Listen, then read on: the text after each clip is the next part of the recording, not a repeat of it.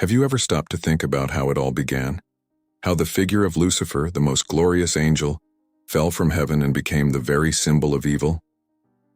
In this video, we're going to dive into the deep and surprising details of Lucifer's fall and his transformation into Satan. Understanding this story is essential for anyone seeking to comprehend the roots of evil and its influence to this day. Watching this video will help you connect biblical events with the spiritual challenges we face in our daily lives. If you've ever wondered why evil exists or feel trapped in spiritual battles, the answers might lie in the origins of this heavenly rebellion. Are you going through tough times and feel like invisible forces are working against you? Do you want to know how all of this can impact your spiritual life today? Then stay with us until the end and discover how this story is connected to you. Lucifer, whose name means light bearer, was created by God as the most splendid and powerful of all the angels. His beauty was unmatched, and he possessed unique wisdom, as described in Ezekiel 28:12-13. Thus says the Lord God, "You were the seal of perfection, full of wisdom and perfect in beauty. You were in Eden, the garden of God. Every precious stone was your covering. His radiant appearance shone like a reflection of God's glory, and his position in heaven was elevated, a being admired by the entire heavenly host." Lucifer was more than just a beautiful angel. He held a position of immense importance. According to some biblical interpretations, he was the anointed cherub responsible for protecting God's throne. Ezekiel 28:14 mentions, "You were the anointed cherub who covers. I established you. You were on the holy mountain of God. You walked among the fiery stones."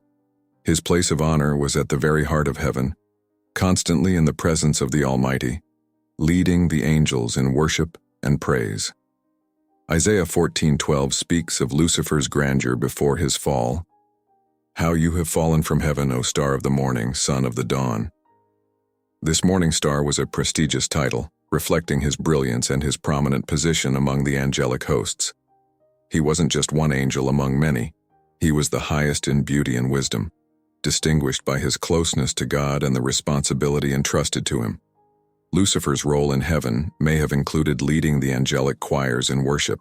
He was the epitome of heavenly harmony, with a voice that echoed through the heavens, leading creation in praising the Creator.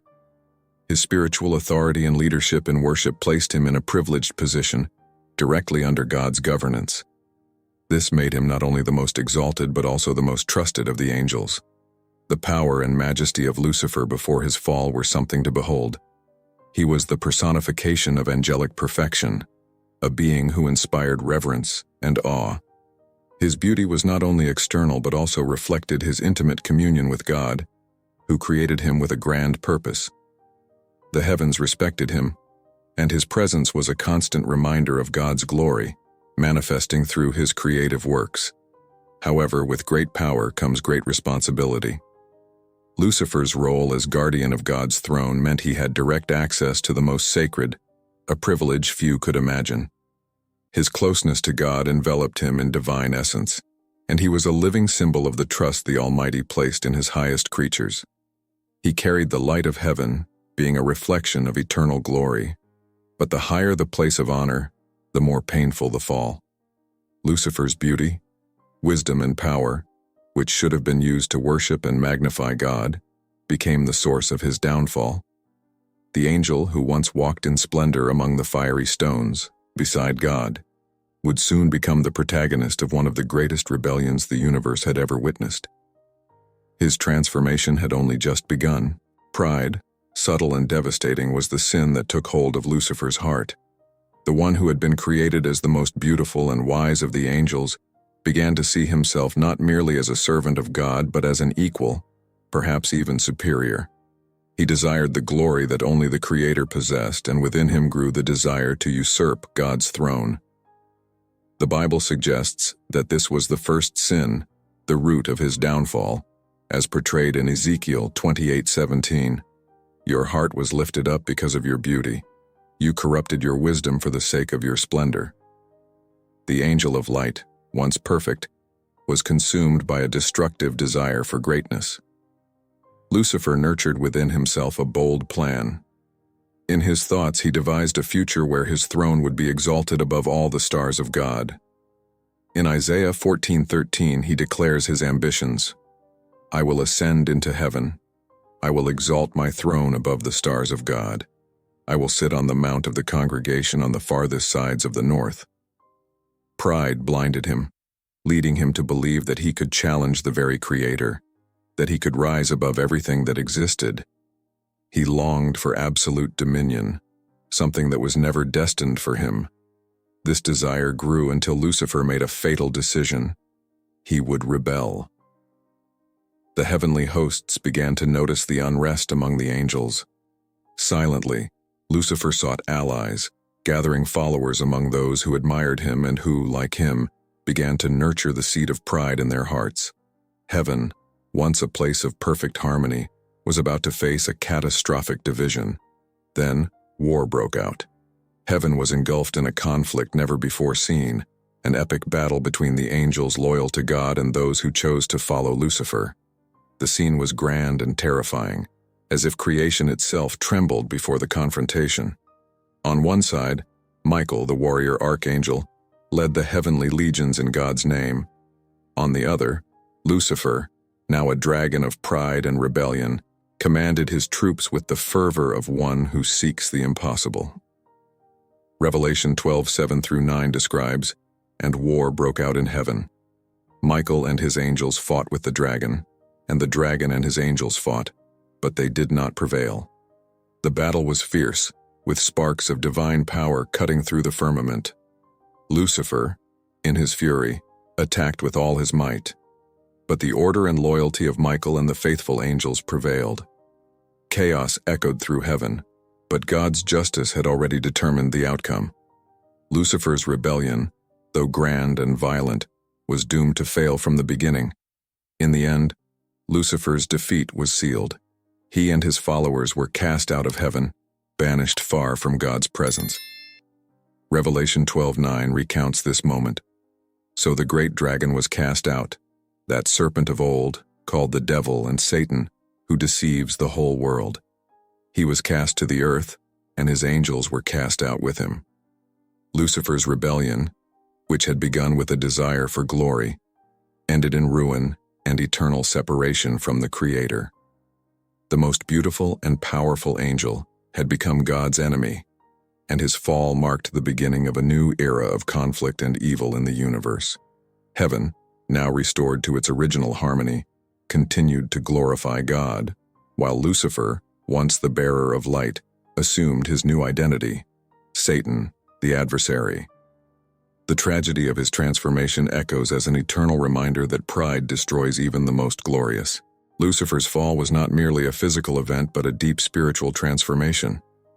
When he was cast out of heaven, something fundamental in his essence changed. The angel who had once been the most beautiful and brilliant servant of God was now Satan, the adversary. He had become the opposite of what he was created to be. Isaiah 14:12 had already prophesied his fall. "How you have fallen from heaven, O morning star." The one who had reflected God's glory now embodied darkness, deception, and destruction. Lucifer's transformation into Satan was marked by the loss of his heavenly beauty and purity. The light that once radiated from him, symbolizing his closeness to God, was extinguished. His splendor was replaced by shadows, and his heart, once filled with wisdom, became filled with hatred and malice. He was no longer the light bearer, but the embodiment of evil. In his new form, he became what the Bible describes as the father of lies, John 8:44, the one who sows confusion and destruction. The angelic brilliance that once distinguished him was consumed by the fire of pride and rebellion, turning him into a being whose sole desire was chaos. Now, as Satan, his role in the cosmos had drastically changed. He had gone from being a guardian of God's throne to becoming the relentless accuser of humanity. In Job 1:6-12, we see Satan appearing before God to accuse Job, questioning his integrity and loyalty. Satan becomes the one who seeks to expose the weaknesses and failings of humans, always looking for opportunities to lead them away from God. He no longer praised the Creator but lived to oppose him and all creation. His name, Satan, means adversary, perfectly defining his new purpose. Satan's opposition to God wasn't just personal. It extended to humanity, the crown of God's creation. After his fall, Satan dedicated himself to ruining God's plan for humanity, using deception as his most powerful weapon. From the Garden of Eden, where he deceived Eve and brought sin into the world, Genesis 3, Satan established his kingdom of darkness, spreading evil and destruction wherever he went. His mission was now clear: to corrupt, destroy, and drive humanity away from God, using deception and temptation to bring God's creation to ruin. Satan's hatred for God is reflected in his hatred for all that is good and righteous. He became the relentless enemy of justice, the tempter who always seeks ways to drag men into sin and suffering. His new goal was to create a kingdom of darkness, where he could reign through pain and despair, in direct opposition to God's kingdom of light. The battle between good and evil, which began in heaven, now continued on earth, with Satan seeking to corrupt humanity and lead God's children away from their Creator. In his new form, Satan was not content merely to be the accuser and deceiver. He was also the destroyer. His influence permeates all aspects of evil in the world, and his mission is to bring division, pain, and death. Lucifer's transformation into Satan is one of the most tragic in biblical history, a reminder of how pride and rebellion can lead even the highest to ruin. The angel who once walked among the fiery stones beside God had now become the arch-enemy of creation, dedicated to destroying God's divine plan. Lucifer's fall was the turning point that brought evil into the universe, not only in the spiritual realm but also directly affecting humanity. Before his rebellion, the universe was a place of harmony, where everything followed the divine order established by God. However, when Lucifer became Satan, his desire to challenge the Creator expanded beyond the heavens and reached earth, with the goal of corrupting God's crown creation, humanity. This transformation triggered a cosmic battle that impacts the world to this day. Satan's first major strike against humanity occurred in the Garden of Eden, where he, now the tempter, took the form of a serpent. He infiltrated the heart of paradise and turned his attention to Adam and Eve, the first human beings. With his deceptive words, Satan sowed doubt in Eve's heart, causing her to question God's goodness and commandments. "You will not surely die," Genesis 3:4, were his words, which paved the way for the disobedience that brought sin into the world. When Eve and Adam ate the forbidden fruit, perfection was tainted, and the world was never the same again. The spiritual consequence of this transgression was immediate and devastating. Sin separated humanity from God, introducing death and corruption into a creation that had been made to reflect the Creator's glory. From that moment on, Satan dedicated himself to a relentless mission: to corrupt, deceive, and destroy God's children. He acts as the great adversary, always seeking ways to distort the truth, ruin the relationship between God and man, and lead humanity down a path of darkness and destruction. The presence of evil now dwells in the human heart, and the consequences of this spiritual fall reverberate to this day. Beyond the spiritual consequences, Lucifer's fall had a profound moral impact on the world. Human beings, originally created in the image of God, now found themselves in a constant battle between good and evil. Satan's influence in the world is present in the form of temptations, deceptions, and lies that constantly seek to lead people away from their true identity and purpose. He acts as the father of lies, John 8:44, manipulating realities and distorting what is just and right. What was once pure and perfect now struggles against the corruption of sin and the destructive influences that permeate all areas of life. Satan's rebellion not only brought immediate suffering, but also the promise of an ongoing spiritual battle. Humanity now lives in an invisible battlefield, where the forces of good and evil wage war over the eternal destiny of souls. Satan works to divert people from God's path, using his tactics of deception and disorientation. always seeking to obscure the divine light. However, the story also teaches us that even amidst the darkness, God offers redemption and restoration through his plan of salvation. Throughout the centuries, Satan's influence continues to be felt in every aspect of human life. He attempts to corrupt values, destroy relationships, and distort the truth, always with the goal of leading creation away from its creator. Yet even with evil entering the world, Lucifer's story also brings a message of hope. Just as sin entered the world through one man, redemption is also available through Jesus Christ, who offers a way to overcome evil and restore the lost communion between God and humanity. Satan's final destiny has been outlined since the pages of Scripture. Revelation 20:10 reveals that in the grand conclusion of history, the devil will be cast into the lake of fire, where he will be tormented forever. The devil who deceived them was cast into the lake of fire and brimstone where the beast and the false prophet are, and they will be tormented day and night forever and ever. This prophecy shows us that evil, no matter how devastating and persistent it may seem, will have a definitive end. God's justice will prevail, and Satan will be defeated, not temporarily, but eternally. Satan's defeat is directly tied to the world's redemption. When he rebelled against God, he introduced sin into the universe, but God's plan for salvation was set in motion from the beginning. From the moment evil touched humanity, God had already laid out a path for restoration.